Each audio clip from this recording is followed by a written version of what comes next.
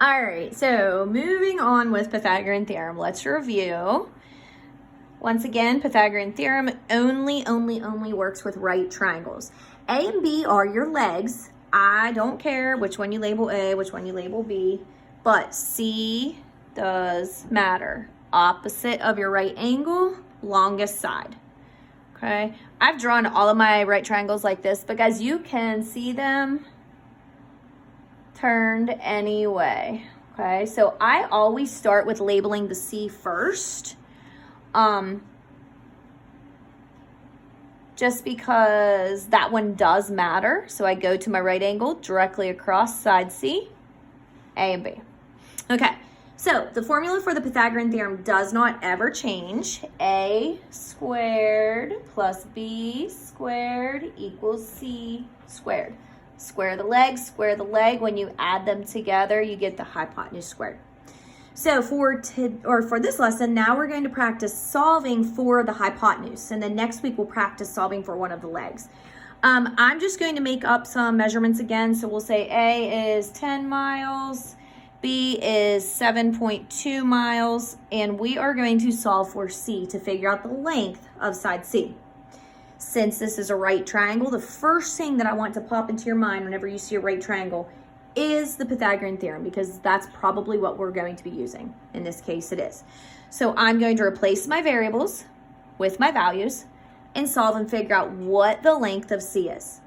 Okay, so A was 10, so I'm going to plug in the 10 for the A, so 10 squared, plus B is 7.2, so you can see that we don't always have whole numbers, so 7.2 squared, and that is going to equal C squared. So I have my calculator. 10 squared is 100. 7 squared, 7.2 times 7.2 gives me 51.84. Remember, we do not want to round until the very end. And that is equal to C squared. Okay, let's add these two up. 151.84 is equal to C squared. I'm not done though, because remember, we're solving for C, not C squared. So the opposite of squaring is square rooting. So I'm going to take the square root of 151.84.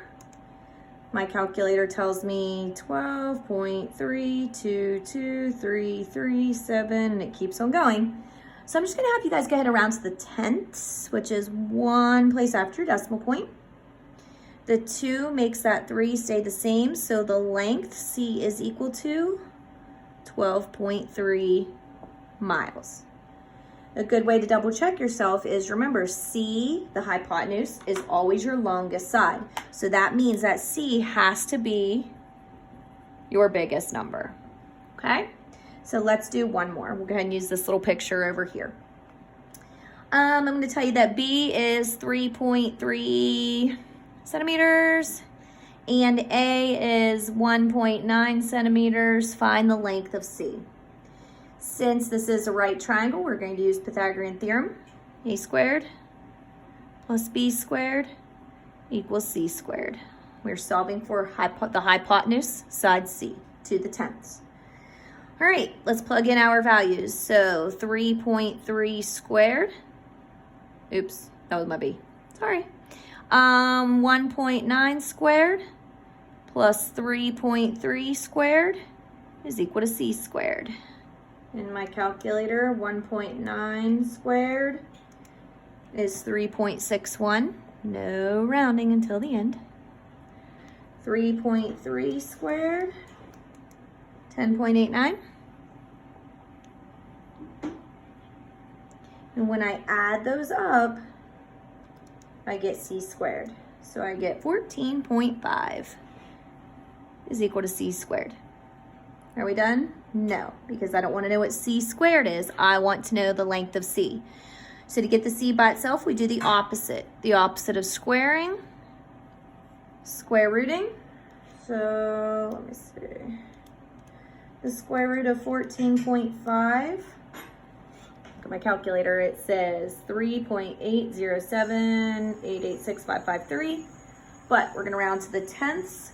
So that is 3.8 centimeters. Don't forget your labels. go back and check. Is C your longest side? The hypotenuse has to be the longest measurement. And we are correct.